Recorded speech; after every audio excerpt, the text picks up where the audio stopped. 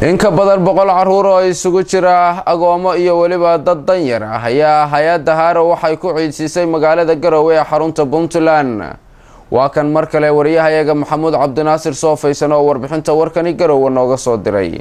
xilli maalin quraay naga xigto munaasabada Ciidul Fidriga ayaa hay'adda Haro oo ka shaqeysa arrimaha samafalka fadhigeeduna yahay wadanka Mareykanka waxay lacag ciidsiina ku wareejisay ku dhawaad 80 caruur agoomo ah. caruurtan oo iskugu jiray wiilal iyo gabdho ayaa midkiiba waxa la siiyay $30 waxaana goobta lacagtaasi lagu guddoonsiinayay ku sugnaa hooyooyinka ubadkaasi dhalay iyo wakiilada hay'adda ka tirsan. Yaasiin Cabdullaahi Cali Duxaan oo kamid ah wakiilada hay'adda Haro ee magaalada Garowe ayaa tafaasiil dheeri ah ka bixiyay lacagtan agoonta lagu ciidsiinayo isagoo xusay in sanad walba ay hay'addu bilowdo mashruuc lagu magacaabo kaga farxi agoomaha dharka ciida kaasoo loogu talagalay in loogu hiliyo caruurta ay aabayaashood dhinteen. lacagta agoontan lagu wareejiyay ayaa sida uu Yaasiin sheegay waxa ay hay'addu ka soo ururisay bulshada ku nool wadanka Mareykanka ee jecel in ay wax sadaqaystaan.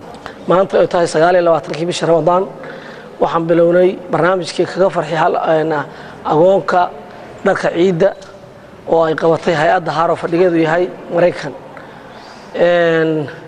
waxaan ku bilownay Masjidul Huda halkan waxa fadhiya 70 agoon halkan waxa fadhiya agoomo aad u fara badan marka oo lagaga farxinayo saa u jeedaanba inay ciidaan oo dadkooda la ciidaan way fiican tahay in laga ciidsiyo ilmaha oo lagaga farxiyo si maxaan ku dhahaa ilmaha abaha iyo ilmaha aan abaha lahayn ay wada ciidaan saas bayna cadaaladda ku jirtaa waana mahadsantiin jazakumullahu khayr. waxaan u mahad celinaynaa dhammaan walaalihii ka soo qayb qaatay hawshan waxaan leenahay miisaanka xasanaadka Allah u saaro waana mahadsantiin. deegaano badan oo Soomaaliya ka tirsan ayaa haatan waxa ka socda olole ballaaran oo lagu garab istaagayo caruurta agoomaha ah iyo kuwa ka soo jeeda qoysaska saboolka ah iyadoo maalmo ka hor uu madaxweynaha Puntland Cabdulle Maxamed Cali Gaas iyo ururo iskood isku xilqaamay ay dharkii ciida u iibiyeen caruur danyar iyo agoomo iskugu jiray kuwaas oo tir ahaan gaarayay 600 caruur. Maxamuud Soofaysan